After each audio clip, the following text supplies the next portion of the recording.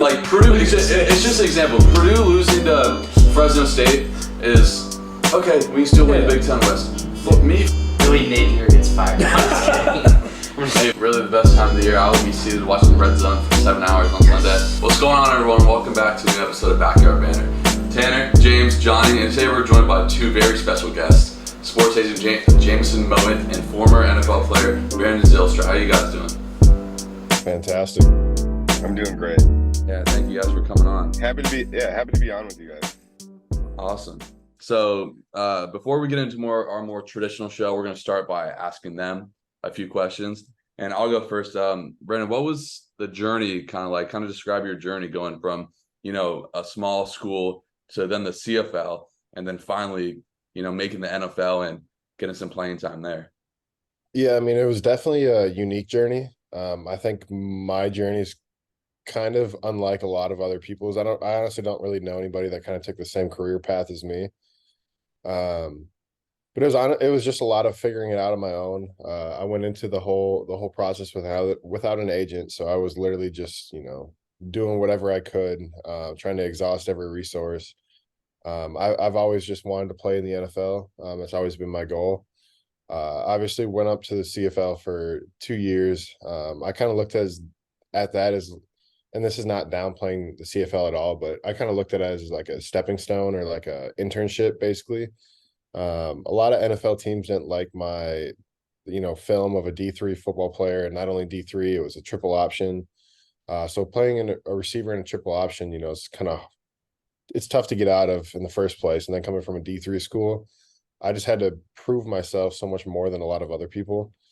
So that's kind of what brought me to the CFL. I had to go prove my film, prove my football play, but that gave me the opportunity to the NFL. And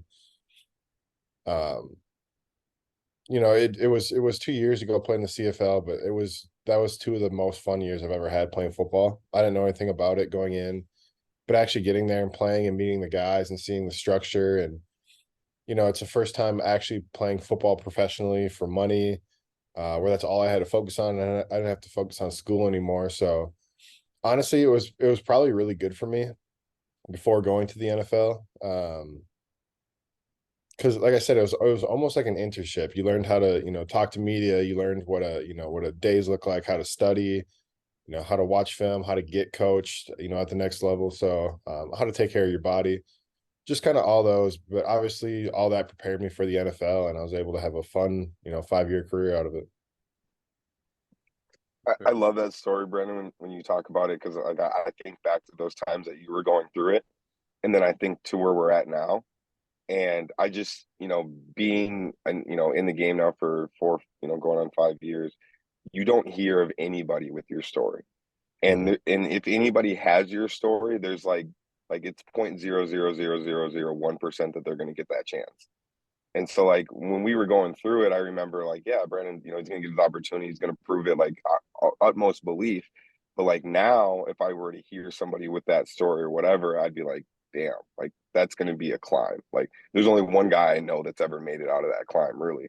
And so like just even in general of, having an incredible career that you had in the CFL, there's multiple guys that have great careers in the XFL, CFL, any other league that's not the NFL, and still never even get a sniff or get a chance. And for you to be able to have everything against you and a triple option, Division III, no combine, no, film against top level, SEC or, Big Ten, whatever, and then going to the CFL and still not even really playing your first year and really only having one incredible year in the CFL, then to go to the NFL and have the career you had it's one of a kind. So I always love when you kind of backtrack it. And I just kind of remember like where I was at those times, year 1, year 2, year 3. Mm-hmm. No, and for sure, because especially us, we're at a D3, so we see the D3 football kind of on a weekly basis, especially now we're in football season. And then when you were at the Panthers, I'm a big Bucks fan, so I remember hearing your name when you were on the Panthers. So it's just kind of crazy because we see the D3 athletes, we were all D3 athletes, and seeing someone, and we'll get into your touchdown later, but eventually go and score an NFL touchdown. It's just, improbable. It's a great. We wouldn't be able to do it. That's for sure. You want to go? Yeah. So Jaymeson, how was the rivalry between North Central and Benedictine back then? Yeah. Man, we were in different conferences. Mm. So like we knew we were going to play each other, once a year and then maybe in the playoffs, right? If we lined up that way. But it was intense. It was like, the game you look forward to. You knew it was going to be a good game. You knew the players they had on their team. We always scrimmaged and practiced and everything all in the off season against them. So it wasn't like anything was new. None of the game plans or any of that really mattered. It was just kind of like stepping up and, hooping that day. But it was intense. It was one of the most fun games, like I said. I know from my career, I had 2 games against them, and each game came down to a buzzer beating shot. Yeah. My junior year, I hit I can't remember his name right now, but I hit, I think it was Tyrone. On He was Harvey. a Harvey. yeah, yeah, and he's a All-American for Benedictine. But I hit him with a game winner at the elbow. I remember my junior year, and it was incredible. Like one of my highest moments of playing basketball. Obviously, hitting a game winner is great, but then you fast forward a year later, and he hits the same shot against me, and it's just completely like head down, and Right. and he hit me like it was literally payback. Like you could play the whole game back a year later, and he hit the shot that I hit the year before. So So it was just always an intense game and super fun. I'm close with Tehran still. He actually hoops up here in at a couple men's league with one of my partners too. But he's always such a great guy, and like there was never like bad blood between North Central and Benedictine. It was just like a utmost respect rivalry versus like we hate them, they hate us. It was always like we were kind of rooting for each other, except when we played against each other. Yeah, that game's coming up in a couple weeks here. I think it's a Tuesday before Thanksgiving every year. Every year. So I think I, I, we took I care like of you it guys, last but I'm year. gonna have to root for North Central. I got That's fair enough. two of my former coaches are their head coach now, Vince Kamick and Aaron Tickness, and I know those guys are gonna have those boys ready to play. So just know the energy for those guys. I don't know their whole team from a talent standpoint, but their energy is gonna be off the charts. Looking forward Especially to it. since we beat them at their place last year. Yeah, Ah, we'll see. Brandon, quick question for you here. So you talked about that journey. So you've seen a ton of level of football. Who was the toughest guy that you went against in your entire football career? If it's in the NFL, great. If it's in the CFL, if it's in college, like who was the toughest guy that you went against? the toughest guy I went against. Well, I could say a lame answer and say myself because I put so much pressure on myself all the time. I think I know who I'd pick, but he was on your team, so Who? the corner in Carolina. Dante Jackson, JC Horn. Yeah, Horn. He went to South Carolina. JC Horn is coming in as a rookie to be able to have the confidence, have the aggression, have the play style he did. You don't see that out of a lot of rookies. A lot of rookies, are just a little bit more timid. They're trying to feel it out almost, and they're still coming straight out from college. So like you said, being in the NFL, you have just a little bit more experience, and you understand how to play these rookies a little bit. You can throw a little sauce in, get him to turn around. But he was somebody that day one, I think the first thing he ever did to me was jump jam me and put his hands near my throat. But that was what made him him. That was his play style. Was one, he was going to try to get in your head. Two, he was just trying to, he's a big corner. So he was trying to grab and hold and pretty much anchor down. And he was decently fast, but he was just very smart. But his biggest thing was aggression. So he was good. He was good to pair up against big receivers like me because I'm a big receiver, big body, big chest.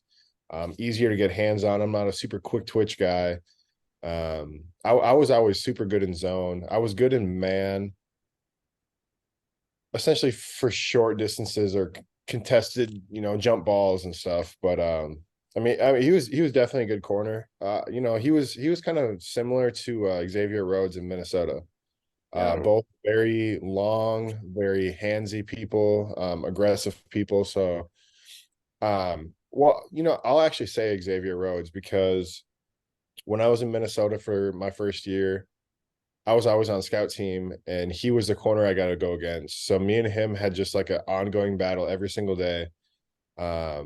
So for like scout team, I would go, if we're playing the Bucks, I go put on, number 13. I'd be Mike Evans that day. I'd run all of his routes. And since I'm Mike Evans, the Bucks number one receiver, Xavier would follow me around because he was a follow receiver for certain games like that. So it was always really fun. I'd just pretend I'm Mike Evans, and he was Xavier Rhodes, and it was just a battle we had, every single day at practice. I always loved going to practice because me and him had a respect for each other. And just, I got to go against, an all pro every single day and just trying stuff. And then, after we do something, he'd get me on a route. I'd ask like, what did I do that gave it away? Like, how'd you know I was stopping? And he'd be like, oh, you lifted up your chest. It was just like me and him had that kind of like that respect, and would talk about it. He just taught me a lot about essentially how to attack a DB, and kind of what to look for, and how to beat somebody who's super aggressive and super handsy. That's stories that's super interesting, because you went against so many dudes, and so like that's super interesting because those are two names that I've heard of. I'm sure. Yeah, I mean, you just casually dropped like Dante Jackson and J.C. Horn. Like J.C. Horn was dudes we watched. Yeah, like he wasn't a first round pick. Yeah.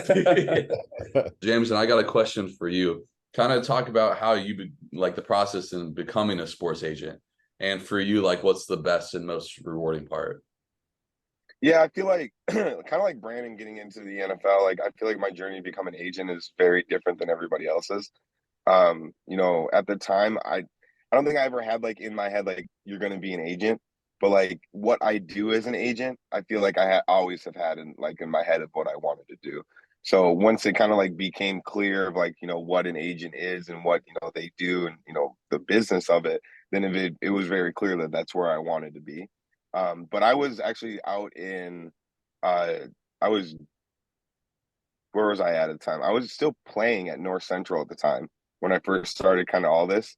I had broke my foot, and I started going to a gym in Downers Grove that I had a good friend of mine that was like pointing me towards to do rehab. And I had met at that gym the guy that I work with now, and my mentor, my boss, one of my closest friends too, and Mike McCartney. And so, he was in there at 6 o'clock, 5:30 in the morning, whatever, and same time as me, try to knock out the workouts before we start the day. And after a couple of weeks, I just kind of like started picking his brain about, what he does, and, what he likes, and what his, day to day looks like. And at the time, Brandon was also going through his, CFL stuff.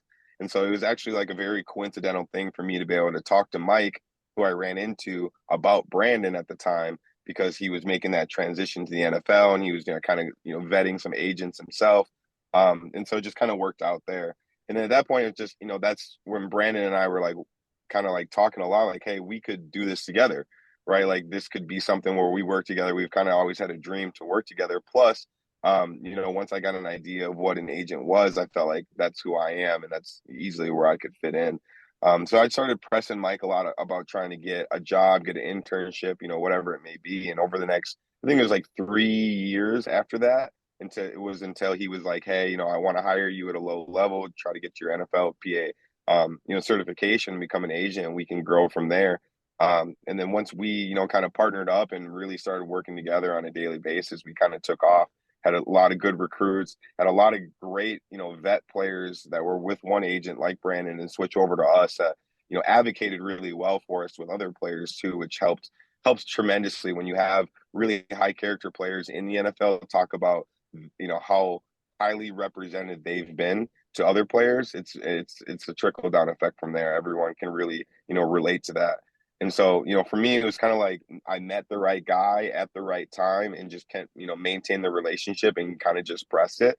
And then everything kind of fell into place after that. I remember, talking with Brandon all the time, like, hey, like, I want to be your agent, all that type of stuff. And, it just would like kind of wake up every day, and it was just kind of like, you're going to be an agent, like just kind of telling myself, like, you're an NFL agent, you're going to be an agent, and just kind of like just saying it over and over again until it really, became, a real thing. And, then I became an agent, and my best friend here took about 6, 7, 8, I can't remember, even almost a full year to switch over to me to be his agent because I hadn't proved that I was a good enough agent yet, or I hadn't proved, that we had the right resources for him. But we always talk about this, and I'm thankful for the way that he treated it because it just pushed me to be a better agent. It pushed me to, know more, to dive deeper into different things and not take things for granted. Like, yeah, he was my best friend, but that's his career, that's his life, that's, it's a lot more than just a friendship. So for me to be able to be his representation or be that, in that role for him, I have to prove a lot more than just being there from when we were in high school or in college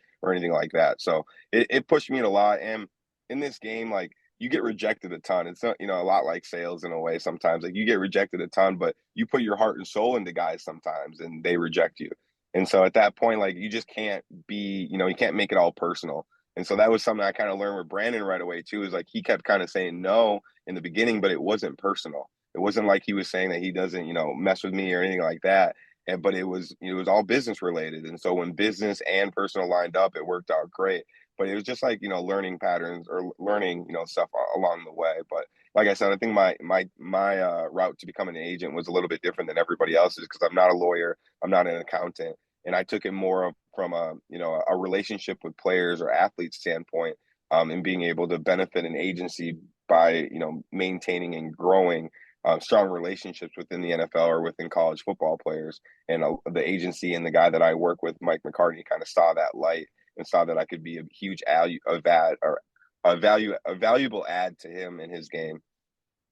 Yeah, that's incredible. I mean, both of your guys' stories is just, I mean, it makes it possible that we could do something big, like small school, you guys are doing, the best of the best. You guys made it to the top of the top. So it's pretty incredible to hear the stories. Tanner, I appreciate that. I'm not at the top yet. I'm still climbing. Hey man, I'll hop back on. If I ever make it to the top, I'll be there.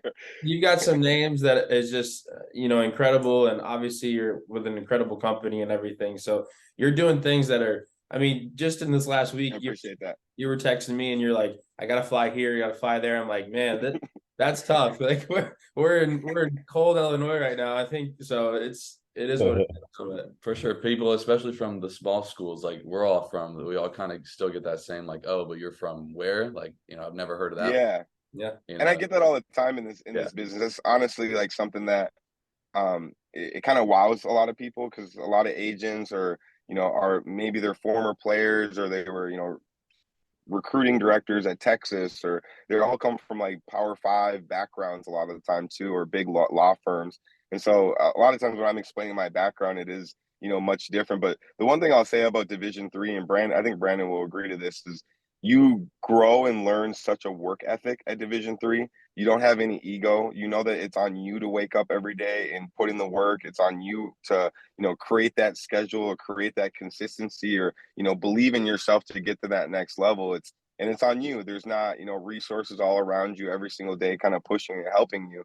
And one thing that always like stuck in the back of my mind was like the Spurs coaching staff of like Popovich and, some other guys in the NBA, a lot of like highly, looked at coaches or highly, respected coaches at division or not in the NFL, in college football, high level college football, and in the NBA. Like I knew a few guys that all came from Division III.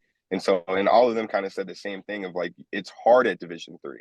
Like there's nothing given to you at Division III. If you're a coach, no offense to you guys, but you're working with less talent than you would be at Division I. If you're a coach at, football, you got to have better schemes. You got to be able to outcoach other people. And so you just think much more into your craft because it's harder.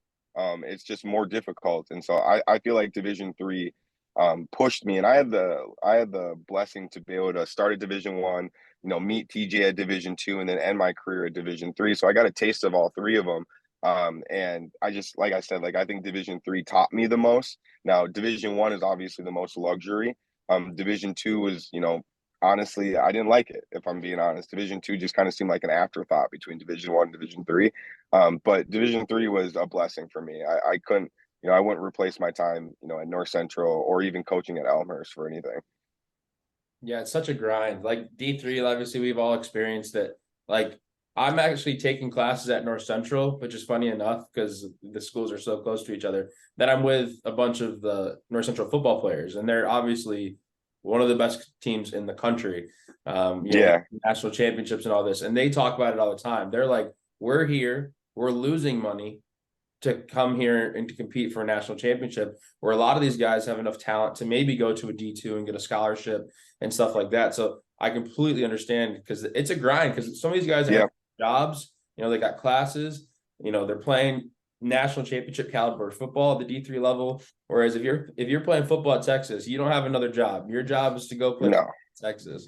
Well, So even And nowadays you're getting paid to be there. and you're too, getting so. NIL money, exactly. So it is really incredible. So I think Teaser's got something.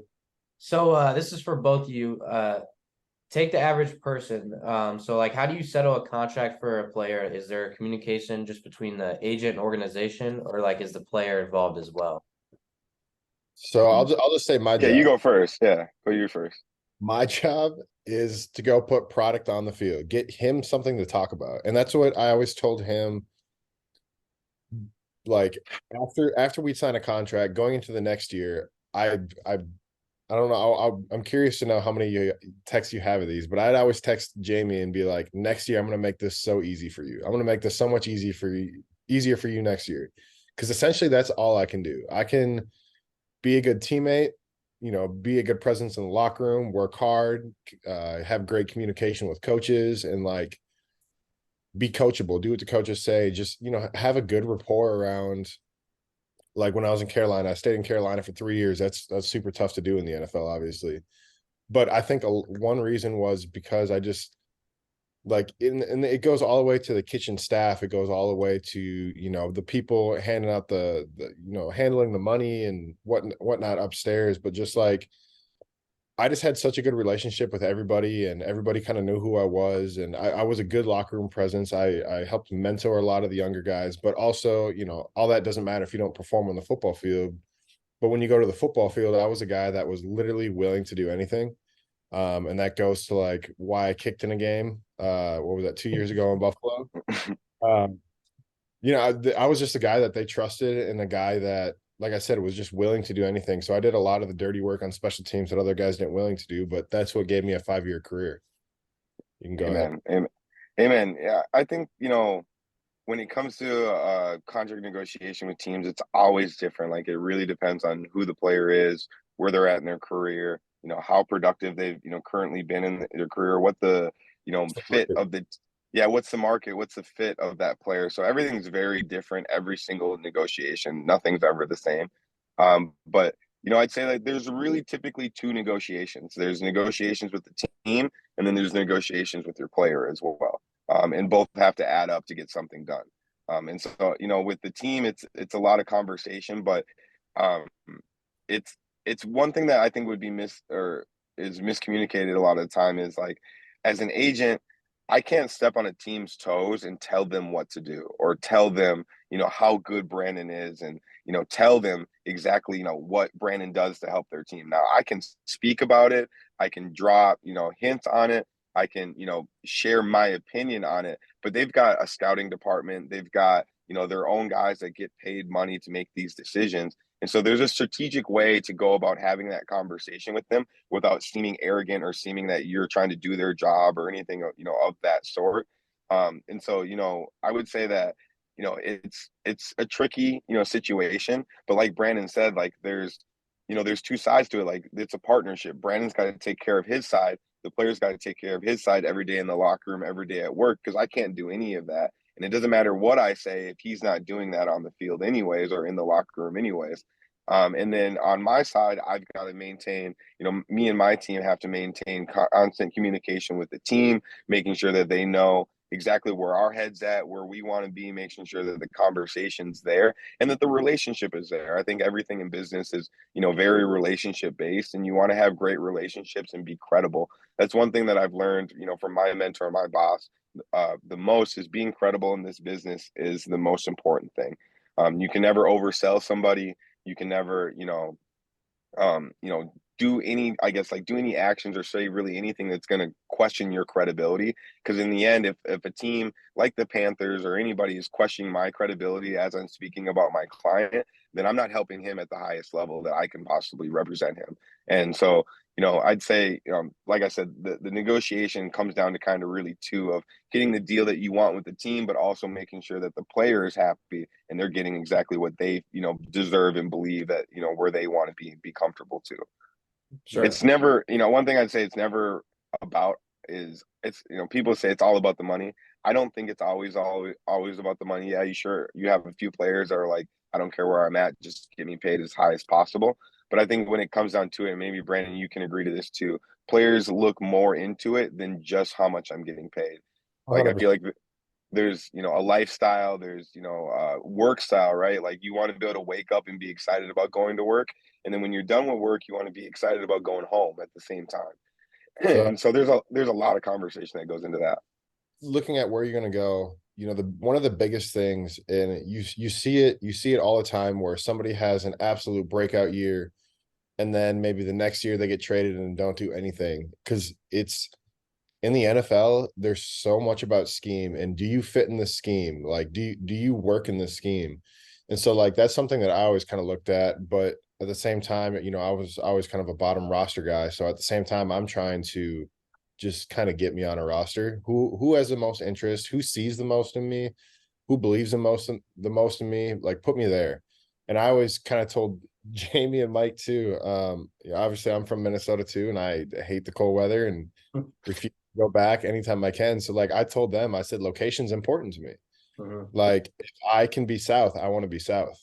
I've done Minnesota. I've played in Canada. I've played in Minnesota in college. Like, I don't necessarily enjoy playing there. So, like, if I had it, and that's not a make or break for me now. I ended up playing in Detroit my last year, but like, that's something that I did weigh in. And one other thing to kind of go about that, to kind of jump off of that too, is something people probably don't think about, but like the practice facility. Everybody's practice facility is so much different. So, like, when I was in Minnesota, it was the nicest practice facility probably in the league. Yeah, in the league. Yeah. Brand new. They have 6 chefs there with all this good food, and just, the indoor 4 outdoor fields and whatnot. And then the first day I got to Carolina, I'm just like, bro, this is about what my D3 college was like. Like, the hot tubs are about the same size, and like, well, we didn't actually have a hot tub at Concordia, but you understand what I'm saying. But it was just like, I expected it, because it was the NFL, that everything was going to be top of the line and the food is going to be amazing and be a huge cafeteria and whatnot. And just, there's a lot of NFL teams that just aren't like that. A lot of them, are just, Carolina is what, 27 years old now. And they just haven't really, they've done updates, but it's the same everything from 27 years ago now. So, like, and just being around, being on a team, you have somebody who's been on every other team, like in your locker room or from that state, or has friends in those places. So you get to know a lot of organizations, how they treat their players, their facilities, their coaching styles, this and that. And like, all that kind of gets played into where I want to play to. I think that's why they do the rankings, right? Like, they rank each organization. Minnesota is up there. I think they were ranked first this year from organization, facilities, all that type of stuff too. So yeah, we vote on that, right? Yeah, players do. Yeah. I'm talking about, yeah. So, like, Yeah. our union, NFL, the players have a union, and at the end of the year, it's always trying to gather information and let everybody know the smart choices and other people's experiences and whatnot. So at the end of the year, you essentially fill out kind of like a survey of, I was in Carolina, what are the facilities like? What's the rehab like? What are the training staff like? What are practices like? What's the field like? Cafeteria, blah, blah, blah. And then everybody on the team does that, puts it into a database, and then we can go on and say, look at, our ranking, and it tells you, they have an A+ in this category of their cafeteria, but they have a D in their field condition. So that's the thing. Like, as a free agent, I can go onto this website and go look at the rankings of every team and be like, oh, these guys offer me a contract and they're good in everything, I want to go there. Yeah, this one's for Brandon. Talk about, we kind of referenced it in the first question, but kind of when you scored your first touchdown and had that feeling, like obviously, you know, going from the D3 to the CFL and then finally scoring your first touchdown in the NFL. Just kind of what was that experience like? And do you still have the ball? Were you able to keep the ball? So my first touchdown in the NFL was actually a muffed punt uh against Washington. I was so hyped that day. It was against the Washington Commanders.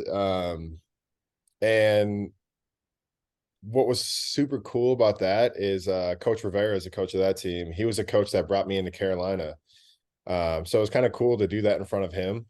Uh, yes, everything obviously happened so fast. Didn't really know what to do to celebrate. Just started looking at my teammates and like it. They're like, spike that hoe, spike that hoe. Spiked it. Somebody went and picked up the ball for me. But other than that, I mean, I think I only had one receiving touchdown, and that was in Carolina against New Orleans, so a division rival. Got to catch the ball from my boy Sam Darnold, so like all that was pretty cool. And then what was pretty memorable for that is obviously, you know, I have a bunch of good friends on the team, but just like you know, Matt Paradis was the first one that came up to me after that and just gave me a big hug. And obviously a pretty cool, pretty surreal. It was the first touchdown of the game, so, and it was nice and hot that day. Like when I scored, the crowd was going nuts. And again, caught the ball, didn't know what to do, just took off sprinting. The crowd was going crazy at that point, so I literally just started yelling and just sprinting. And then that's what was funny is Matt was just like, Paradis was the center for the Panthers at the time. He's like, bro, I was trying to celebrate from you, and you just kept running away. He could chase you. Oh yeah, good luck. I had some adrenaline going. You ran a 4.3 across the end zone. Yeah, I know. We looked at the video on YouTube and everything, and you look like you've been there and done that before. So I think you should not be embarrassed of you running across the end zone. I think that's sick. So I honestly didn't care at all. Like, well, when people always say like, you know, you have a touchdown plan and this and that, and I was talking about touchdown plans. You'll see a lot of guys that will score, and obviously, you know, your Travis Kelce's and guys who are scoring consistently, blah blah blah. But I'm talking about your guys that don't score very often. There's so many of them. When you get to the NFL, you don't know what to do because you're so excited. Yeah. Or like you literally, like for me, I've always been a guy that just kind of looks for my teammates to go celebrate with my teammates. And so that's usually what it is for me. Just like, now what? Like, oh, there's somebody. Let's go jump up.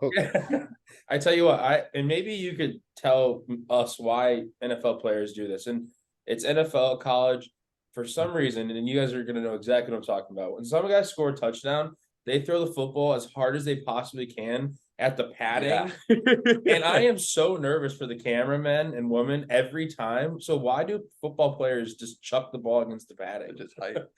It's really funny you say that. When I was in the CFL, I had one of those.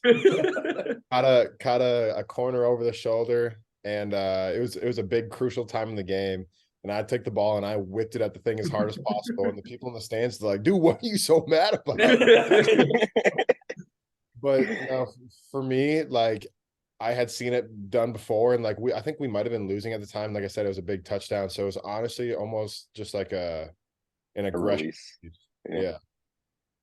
Yeah, that's awesome. I just think it's so funny every time I see it. And then the cameraman is like literally has to duck away from it. And I'm like, what is going on?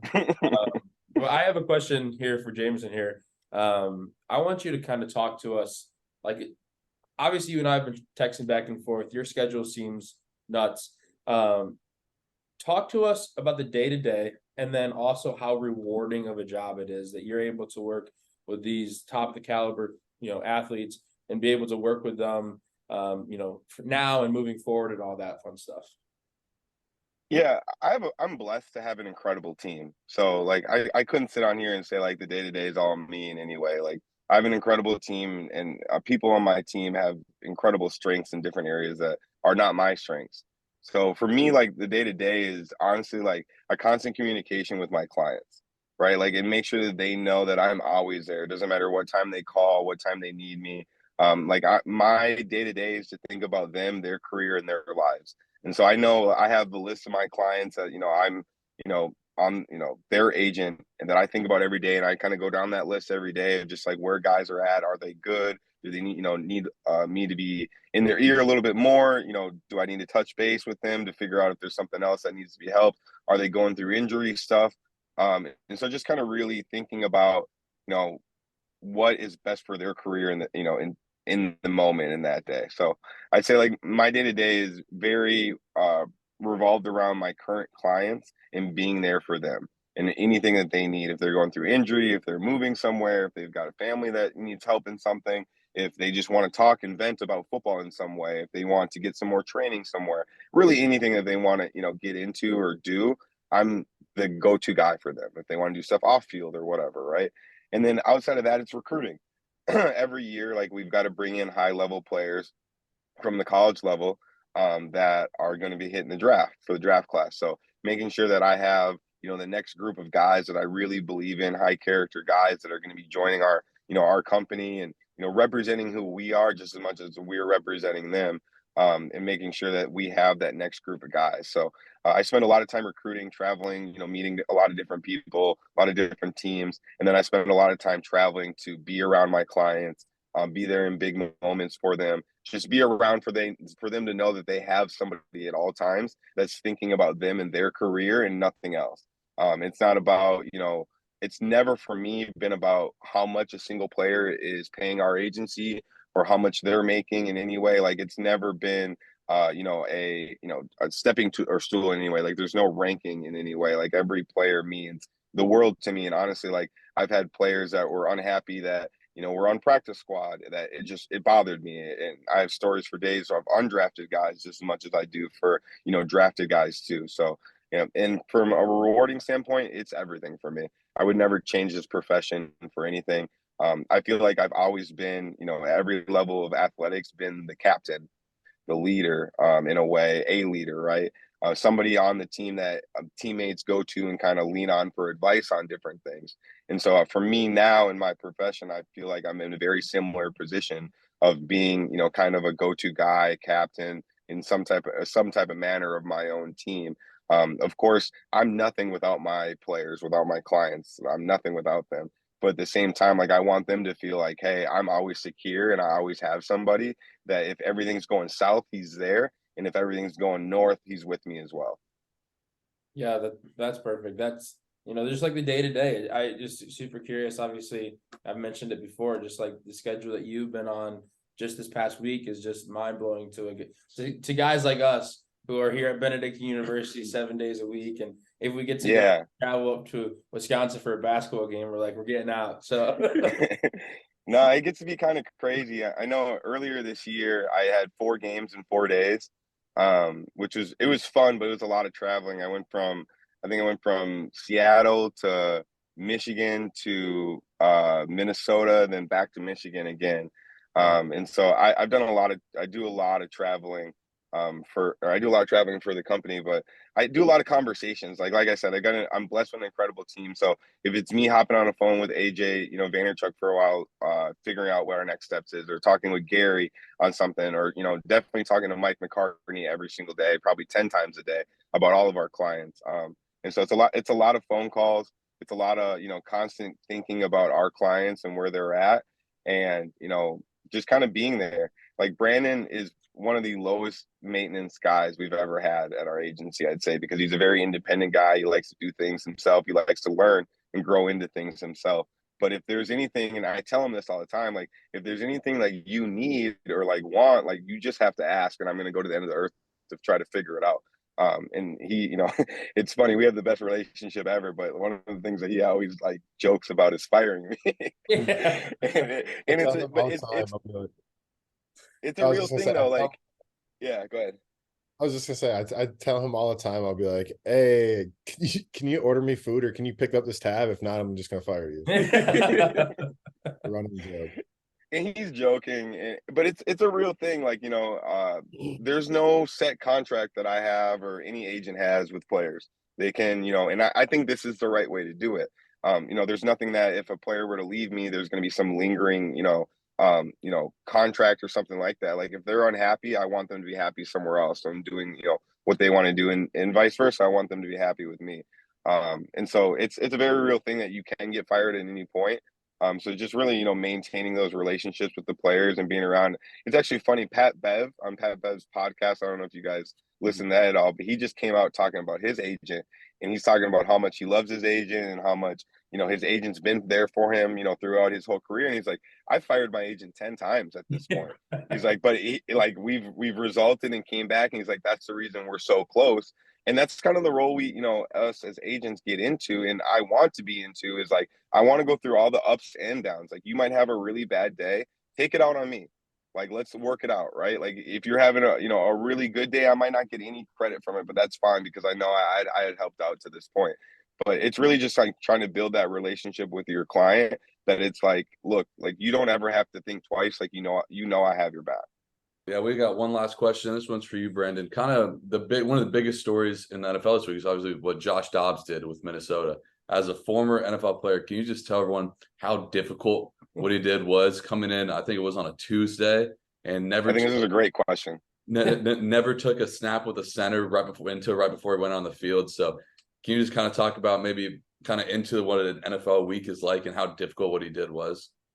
Yeah, I was actually on a podcast, or not a podcast. It was an interview from a Vikings beat reporter, because they knew that Josh and I played together in Detroit, and so they're just asking about him. And I'm the biggest Josh advocate, NFC, player of the week thing for him. Yeah. Like what he did is absolutely incredible. Okay, so I'm gonna kind of tell you. So he got traded on a Tuesday, and when you get traded on Tuesday, he probably found out at what 2 o'clock maybe. He was, Yep. I bet you he was in Minnesota by 8 or 9. Yep. So it comes that quick. And funny enough, I don't know if you guys know this, Jamie and Mike rep Josh Dobbs, so he can tell you probably a little bit more, but I'm still giving you my version first. So he gets in there at 9 on Tuesday. Wednesday, he was probably at the facility at 5:36. Going through all the plays, trying to learn terminology, because not only does he have to learn the plays, he has to learn the cadence, he has to learn the names of people, he has to learn the protections, he has to there's so much that's thrown on a quarterback's plate. It's unbelievable. So he did what he did going in and winning that game as a backup. Like that game plan was not even for him. Yeah. So the fact that he was able to do all that, probably never throw into a lot of these receivers, and if he did, it was routes on air. So he doesn't know any of their timing. He doesn't know the timing of the offense or anything. So like, but I already said it, but one of the biggest things is like that game plan was not made for him. And I don't think people realize how big that is. And so for the fact that he was able to come in, not know anything, not even know people's names, and go out there and hit people in rhythm, in stride, make stuff shake, 4 days of practice while all at the same time while he's doing all this, at the facility trying to learn, he still has his life back in Arizona. His girl's there. He's staying in a hotel right now. He probably still is in a hotel. He's got to figure out, his life. He's got to figure out how his girl gets down here. He's got to figure out how all of his stuff gets down here. He's got to figure out where he's going to live for the year. Like there's just, his car, transportation, like there's just so much stuff that people don't think about in a given week, that he's dealing with so many different things at once. But that's where, Jamie kind of said earlier, like use us as a resource. So he could probably speak on a lot of the back end of this, but Josh is probably, and maybe it's Josh's girl is probably hitting up Jamie, and like Jamie and Josh's girl, like, you guys go figure out all my living situation, figure out how to ship all my stuff down here, figure out how to get me a car, do all that kind of stuff. Figure out how to sell my house or like close the lease of whatever you had in Arizona. I'm not sure, but like that's where like, we try to lean on these guys. Like when I first got to Carolina, I've been through one of those experiences where I got cut and got signed, and I was in Carolina. From the time that I got the call from Carolina, and the time I was in Carolina was like a 5-hour difference or 6-hour difference. Like stuff just happens so quick in the NFL. So I relied on Jamie, and Jamie literally drove down my car and all my stuff. Yeah, no, Josh is incredible. Like we talk about all the time, just his mind is that's why I think a lot of teams have taken the chance on him, is because they know he's going to come in and be able to learn the book, and he's going to be a great guy to, add to the team in any way. He's not taken from the team in any way. And so for Josh, the first time he had thrown to the receivers was in pregame. And so it was the first time he ever got the ball out to them was, pregame that day, which is incredible. And when he was out there, I think like right away, the first series, it was him, really trying to figure some things out and really think, and as rightfully so. And then you kind of get to the second series and you kind of see him say like, look, I'm just going to play football. I'm just going to be who I am. I'm going to go out there. I'm going to ball out. And honestly, like Brandon said, the game plan's not for me. Everything in this game is against me. My back's against the wall. Let's just ball out. Like That's there's exactly no expectations at that point. yeah, and that's exactly what he did. That's exactly what he did. And Josh is also a little bit like Brandon, where he's been, to a few different teams as well. And so he's kind of got the rhythm of it down, of Yeah. going from one place to the next. And so I think he's much more comfortable with the transition from this to this to this to this, like Brandon was saying. But the crazy thing is he was playing well in Arizona. Like he really was. He was giving them a fighting chance all the time. And I personally, we talk about this all the time. Like I personally don't think the NFL like leans towards tanking. It's not a thing. Like coaches, everybody fights for their lives. Like that's their jobs, it's their livelihood. It's not something that coaches or players ever go into a game like we're okay with losing. Like that's just not a thing. It doesn't matter if you're 1-15. You're not trying to lose a game. Like it's just not a thing. And so for them, with Josh at the time, he was playing well, giving them a fighting chance, and he, got named the starter at the beginning of the week, and then a day later they had said like he was going to get benched. And so when we had kind of saw that, Mike, my mentor and boss, he's Josh's lead agent. He had told Josh kind of in that moment like, "Hey, you're going to get traded," and Josh was like, "Again, like, what do you mean?" And so he was like, Mike kind of had he's been in this game for 20-25 years, and he is the best agent in my eyes in the game. And so he kind of like had a little bit of a advice or advanced notice to Josh to kind of, hey, pack up. Like, I'm very confident you're going to get traded. Not sure where yet, but you're going to get traded. And that was kind of a sign of the Cardinals making sure that they're in a position to, I think, test Kyler Murray at the end of the day. And so like we kind of knew Josh was going to make that transition to a new team. We didn't know where exactly at the time, or Mike didn't know where exactly at the time. But for him going to Minnesota, where Mike also represents Kirk Cousins and has been, within that team for a while, it was a great fit for him to be able to go to Minnesota and link with Kevin O'Connell. He was a great coach too. Yeah, it also helps that he's like a rocket scientist. Yeah, well, yeah, smart guy, man. Yeah. We talked about it a little bit on the podcast this past week we filmed. I think if I could be wrong here, I think this is his 8th team. Like, Believe it. I think it's his 8th team. Yeah. Like they said, it's his 8th team in a calendar year. That is incredible to me, because I actually saw Josh Dobbs. Not quite 8. Not quite 8. Okay. In a calendar year, no. But Okay. It's up there with a few different teams. He has 5 or 6 within a calendar year, I bet, though. It's either way, 5 or 6 is incredible. And I actually saw Josh Dobbs in Nashville in September. Yeah. And Tennessee was playing at the Nissan Stadium. And so I was like, why is Josh Dobbs, who's starting for the Arizona playoff game? Yeah. Why is he? And it was incredible. So huge Tennessee guy. Huge Tennessee fan. Yeah. Yeah. So he's a celebrity in Tennessee, man. I've never been to one place honestly in the world with one person that has more love, like true love and like affection from a college than Josh Dobbs in Tennessee. He's a celebrity there. He can, he's literally like he's like the president when he steps on campus there. And it's awesome. actually really, really cool to be around. He was the first Tennessee quarterback to beat Florida in like 15 years. Well, Florida. Yeah, it's intense. Florida's rolling back. Josh has had the blessing, like you guys said, been on multiple teams. Like he's been around some really good quarterbacks. Like he was with Ben Roethlisberger for a while, and I know that and Tomlin as well. So I know that has a big impact on who he is and how he approaches every single day too. And that's a big thing. I think Brandon can speak to that, is just having like vets in your locker room that you trust and can learn from. And Josh really took advantage of that, of his first few years in the league, of being a backup. And all of that now is paying forward. And he's having a great year and going to hopefully keep this going and lead into free agency. and between him and Kirk Cousins, both can be like, maybe a 1-2 punch in free agency of quarterbacks. Yeah, no, I'm super excited to see. I mean, as Bears fans, we still have to take on the Vikings, so we'll see. We'll see if Josh Dobbs can take care of the very impressive Chicago Bears. So, we'll see that. But now we're gonna get into our college football pick'em. We do this every week. What's our record, Tanner? I think we went 6-4 last week, so we're like 59-37. Or no, I don't. Okay. Record. College. Pretty good. hey, we're above 500. Yeah. We're above 500. Way We're above top 500. 1%. All right, talk to us, Steve. Bears. All right, so our first game is going to be Michigan at Penn State on Saturday at 11 a.m. So what are we thinking? Like I said, I'm not huge into the Go with my clients. Go with my clients. Yeah, we're with Brandon. We're with Brandon. Michigan, baby. We got Michigan. All right. Yeah, I like Michigan as well. Tell you what, Yeah, it's going to be a great football game because at Penn State, we talked about last week, they took away the whiteout game for Penn State. That's like you said, that's Fox.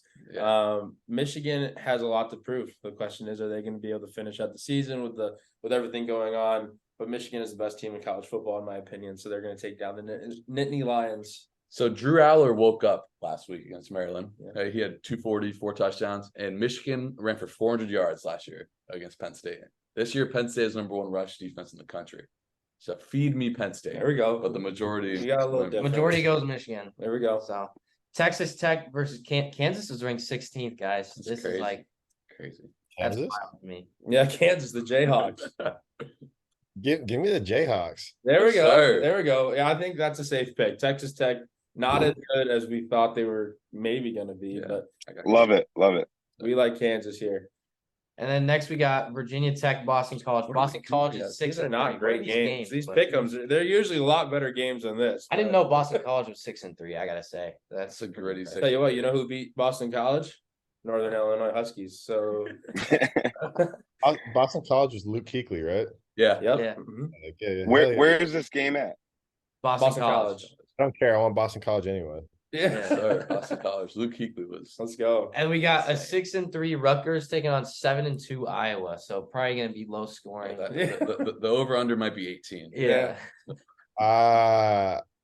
I think Iowa's gonna win, but I'm going Rutgers because Iowa's just slow and gross and Definition of I gross. like that. I like that take and I like that pick. Rutgers has been pretty impressive, actually. They're 6-3, but they can put up some points against some good teams. And I know Iowa's defense is unreal, but they cannot score the football. Physically cannot score. So I was gonna go Rutgers too. So I'm glad you did. I like Rutgers here. I'm gonna hop on the train. I'm gonna go with the Scarlet Knights. Let's go. I think the Big Ten West. Oh. is shambles. I was picking Iowa because I think Iowa can score 6 points to Rutgers 3. Yeah. 6-3 final. You heard it here first.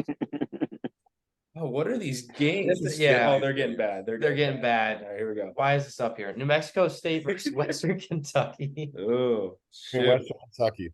Western Kentucky. I like the agree. Hilltoppers, yeah. Sure. Jeff Brom I haven't came watched. in there. I haven't watched any of those teams play this year. So. And then our last bad one is Texas State versus Coastal Carolina. Coastal Carolina has a blue field. Coastal Carolina, give me McCall all day. What's Yeah. Yes. It's gonna call. Speaking of Josh Dobbs, Here we go. we got Tennessee, Tennessee, Missouri. Top 15 matchup. Missouri sneaky good. Tennessee? Tennessee. I like it. This is such a tough game. Yeah. Like, is this what time is this game? It's a CBS game. 2:30 at Mizzou. Luther Burden's out. He's out. He's out. Tennessee. Well, yeah, feed me Tennessee. I mean, Mizzou's literally only ability in the air is gone. So give me the Vols. I think they're gonna have a hangover from last week. Feed me. Yeah. Feed me Here we go. Backyard Banter going with the Vols here. Brandon, who do you like? He likes Tennessee. You like Tennessee? Tennessee. Vols. There we go. Oklahoma State at UCF. I'm gonna start us off. I'm going Oklahoma State. Item 10-2 before the year. They got 3 cupcakes to end the season. Could get to 10-2. I like my Cowboys. So Cowboys. Brandon, what we got? I'm gonna let you guys go first on this one. Fair enough. You know who I'm picking. UCF, although they're 4-5, they're new to the Big 12. They've had some impressive losses, right? Like yeah. they've hung in there against some good teams. They almost beat Oklahoma. I think they get the job done Oh my gosh. on the campus of UCF. I was gonna pick UCF. Oh man, and it looks like Brandon was Yeah. gonna pick him too. Like I said, being from Florida, the UCF, the bounce house, as much as I hate to admit it, is rocking some of the times at UCF. I got a lot of friends that go there. And yeah, this just seems Oklahoma State coming off such a high against Oklahoma. I also have UCF. I had a cousin that go there, so they automatically get my vote. There we go. We're Man, going that's with great. UCF. We're going Tanner, We could have Tanner a is great. pissed. We could have a great week, or it could be awful. Final game, or is this? Yeah, final game. No, we got 2 more. Oh no, 2 more. Ole Miss at Georgia. Ooh. College Right game of the day. week. Yeah, college Yeah. game day. Brandon, what do you think? You want us to go first, or I mean, no, I can go first in this one. I'm gonna go Georgia just because it's an NFL team. Yeah, yeah, literally. legitimately? Ole Miss. The only thing I really know about Ole Miss is that they produce 6'4", 250-pound receivers. Like it's But not. it's You came back half it's Asian. a major. It's incredible. Yeah. Played with a few of them. Tanner, what do you think here? I'm going Georgia. I'm never picking against them. Dude, I know, but and I want to take Ole Miss. I do, but I can't because of the fact is I'm not sure if they had a tough schedule this year. Yeah. They had a brutal schedule this year, and they're now trying to take that next step of winning those big games. But this is a huge game, Night game in Sanford Stadium. and Come it's so hard for Georgia because Georgia needs to win this football game. Yeah. Man, I would pick Ole Miss just because it's not going to get picked. You're going to pick Georgia, Yeah, so I'm going to take Ole Miss just to have that one guy. I got Georgia. Missouri outrushed Georgia last week and still lost.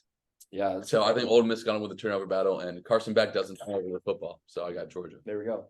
This is Final last game game. here. God, We're That going to real the Mountain barn West. burner. Buckle up. We're in the Mountain West.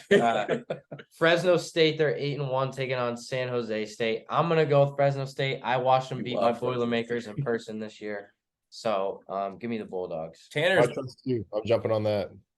Tanner's big on Fresno State. Tanner was trying to rank Fresno State in the preseason. When they beat Purdue, and Tanner is the biggest Purdue fan in the country, he was like, "Man, Fresno State's not a bad they got some team." dudes over there. And sure enough, now they're 8-1 in the Mountain West. Yeah. But granted, they're in the Mountain West. But yeah, I guess the I Bulldogs. trust Tanner. I'm The Yeah, Bulldogs. trust Tanner. He trusts you, so the Bulldogs. I got are- Fresno State too. Oh yeah, there we go. So And then what do you think the score of Ole Miss Georgia will be? It's like a tiebreak. You got to guess the total points scored. So like you have a I'm gonna go like a. I feel like it's gonna be they're gonna score some points. I'm gonna go like a 34-24. 34-24. I like that. So that's I got a math math. here. I got a math. That's 58. 58, Come on, right? buddy. yeah. See, I was gonna go 58. 42-30, but that's fair. No, we're going That's 58. fair. And then I got one more for you, Brandon. So we got the Bears and Panthers in the greatest Thursday night football matchup ever tonight. So like what are you looking forward to in that tonight? I'm actually really looking forward to. I think there's two things that I personally was looking forward to. Bryce Young to see how he rebounds after this. He has a short week to throw away, what he did last week. 2 pick sixes and I think 3 or 4 interceptions total. So I'm excited. I think he's going to come back with vengeance. I really do. The second thing is DJ Moore, obviously former Panther, was drafted there, played and actually got a contract extension there, and then was, traded out of nowhere for Bryce Young. Obviously DJ's had a pretty good year so far. Still trying to figure out with Badgett, like their little connection and whatnot, but it's going to be him versus Dante Jackson. They were drafted, 1-2. Yeah. In the same draft class. Those guys are boys, and they're going to be going up against each other. They are people that went up against each other in practice for the last 4 or 5 years. Yeah. All respect to D-Jack, but DJ is my boy. So like, I'm excited to see what DJ does to him. Yeah. So you are you saying the Panthers are going to beat the Bears? Is that your prediction? I think I hope and pray DJ has a great game. I think Bryce is going to have a good game. Who do I think is overall going to win? I don't know. Panthers. I know Panthers are missing a bunch of guys on defense right now. Panthers, I probably should cheer for the Panthers, but I don't like to lose. I think I'm going to go Bears on this. Don't worry. It is a lose because as two Bears fans, Bucks fans, the Bears have to win tonight because otherwise, then you got two teams with 2 wins, and now you're looking at like the 3rd and 4th pick. And Yeah. I want Caleb Williams, so I don't care. I want Caleb Williams. So Tanner is the biggest Justin Fields fan, by the way. So he's very upset Tyson Bagent's still a starter for the Bears. But hey, I was gonna go to the game tonight, but I saw Fields was doubtful, so I put an end to that yesterday. So but hey, I'll be there in Chicago rooting on the Bears, and hey, who knows? It could be one of the best games of the year. You don't know. Yeah, 10-7. You really never know. But the last Thursday night game that I went to was Bears versus Commanders, and DJ We were there. 200 plus. We were there. What was that? In Washington. Oh no! Sorry. Last year in Chicago. Sorry. Yeah. We're not like Yeah, that. no, I was talking about this year when DJ had like, what do you have, 200 plus yards? Yeah, and went crazy.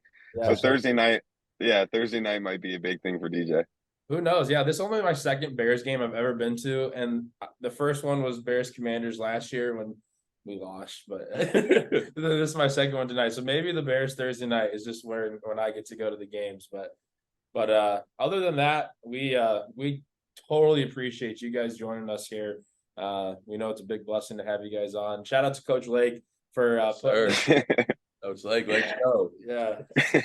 Bro, thank you guys. You guys were both incredibly busy, taking some time out, coming on, talking to us. It was awesome. Yeah, thank you so much. Appreciate y'all. Yeah, I really appreciate it. It was fun. Next time we get on this, we won't record, and I'll tell you some more stories about Coach Lake.